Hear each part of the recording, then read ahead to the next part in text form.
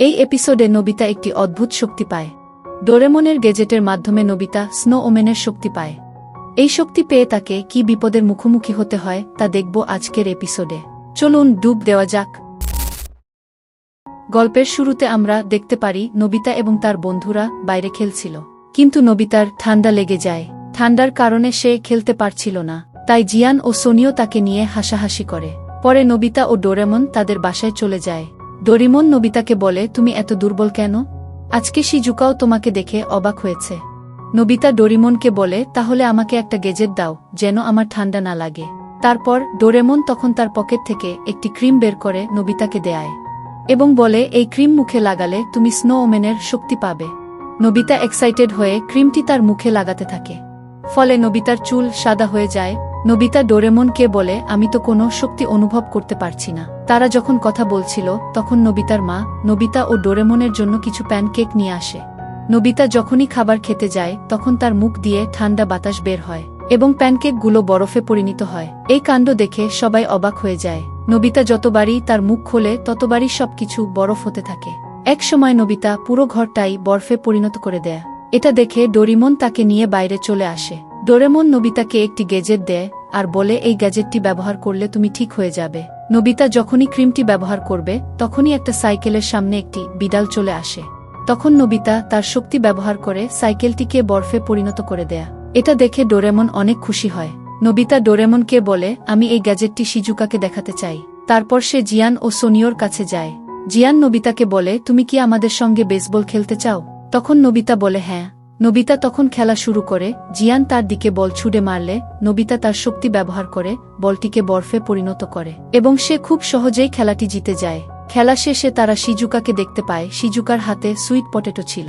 Nobita যখন শিজুকার সঙ্গে কথা বলে তখন তার মুখ থেকে ঠান্ডা হাওয়া বের হয়, যার কারণে শিজুকার হাতে থাকা সুইট পটেটো বরফ হয়ে যায়। এটা দেখে নোবিতা অনেকটা লজ্জা পেয়ে যায় এবং শিজুকাকে নিয়ে সেখান থেকে চলে যায়। নোবিতা একটি গাছকে তার শক্তি দিয়ে বরফ বানিয়ে দেয়, যা দেখে শিজুকা অনেক খুশি হয়। নোবিতা সেখানে সবকিছু বরফ বানাতে থাকে ও তারা সেখানে মজা করতে থাকে। নোবিতার মাথায় একটা বুদ্ধি আসে। নোবিতা ডোরেমন ও শিজুকাকে বলে, আমরা একটি বরফের দেশ বানাবো যেখানে আমরা স্কেটিং করতে পারবো। পরে তারা পিছনের পাহাড়ে যাওয়া শুরু করে। কিছুক্ষণ যাওয়ার পর তারা একটি জায়গায় দাঁড়ায়। তখন নোবিতা তার শক্তি দিয়ে আশেপাশের জায়গাগুলোকে বরফ বানাতে থাকে। এইটা দেখে সবাই খুশি হয়। নোবিতা তার শক্তি দিয়ে আরও চেষ্টা করে যাতে অনেক বরফ বানাতে পারে, কিন্তু নোবিতা খুব তাড়াতাড়ি হাঁপিয়ে যাচ্ছিল। তখন জিয়ান ও সোনিও নোবিতাকে নিয়ে ঠাট্টা করতে শুরু করে। তারা বলে, নোবিতা, তোমার এত বড় বড় কথা অথচ বরফ ঠিকমতো বানাতেই পারছ না। এগুলো শুনে নোবিতা কিছুটা বিরক্ত হয় ও ডোরেমনকে তার গ্যাজেট দিতে বলে। ডোরেমন নোবিতাকে গেজেট দিলে নোবিতা অতিরিক্ত ক্রিম তার মুখে লাগিয়ে নেয়, যার ফলে তার চুলগুলো অনেক বড় হতে থাকে। তখন তার শরীর থেকে প্রচণ্ড ঠান্ডা বাতাস বের হতে শুরু করে। সেই সময় নোবিতা তার শক্তি ব্যবহার করে এবং চারদিক অন্ধকার হয়ে যায় ও আকাশ থেকে বরফ পড়তে শুরু করে। তুষারপাত এতটাই বেড়ে যায় যে পুরো এলাকা বরফে ঢেকে যায় এবং সবার চলাফেরা করতে কষ্ট হয়। ডোরেমন বুঝতে পারে যে নোবিতার শক্তি নিয়ন্ত্রণের বাইরে চলে গেছে। নোবিতা যেখানে কাশি দিচ্ছিল সে জায়গাটিই বরফে পরিণত হচ্ছিল। এইটা দেখে জিয়ান ও সোনিও নোবিতাকে মুখ বন্ধ রাখতে বলে।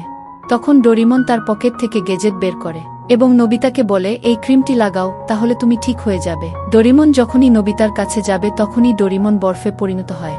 এটা দেখে সবাই ভয় পেয়ে যায়। নোবিতা যখন জোরে কথা বলে তার মধ্যে অনেক জোরে ঠান্ডা বাতাস বের হয়, যার ফলে জিয়ান ও সোনিও বরফে পরিণত হয়ে যায়।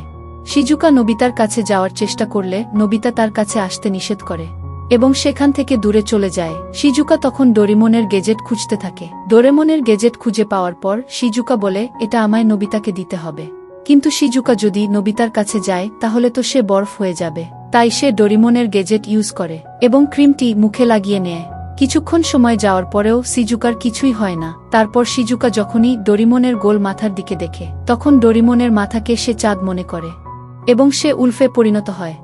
পরে আমরা নোবিতাকে দেখতে পারি তার মন অনেক খারাপ ছিল। এইদিকে শিজুকা নোবিতাকে খুঁজে পেয়ে যায়। তখন শিজুকা নোবিতাকে ডোরিমনের গেজেট দেয় এবং নোবিতা ক্রিমটি তার চেহারায় লাগায়, ফলে নোবিতা স্বাভাবিক হয়ে যায়। কিছুক্ষণ পর শিজুকাও স্বাভাবিক হয়ে যায়। পরিস্থিতি আবার আগের মতো হয়ে যায়, কিন্তু শিজুকা যখন নোবিতার গোল চশমার দিকে তাকায় তখন সে আবার উল্ফে পরিণত হয়। শিজুকা তখন নোবিতার থেকে গেজেট চায়, কিন্তু নোবিতা ততক্ষণে গ্যাজেটটি হারিয়ে ফেলে এবং গ্যাজেটটি খুঁজতে থাকে। এই সাথে এই এপিসোডটি শেষ হয়ে যায়।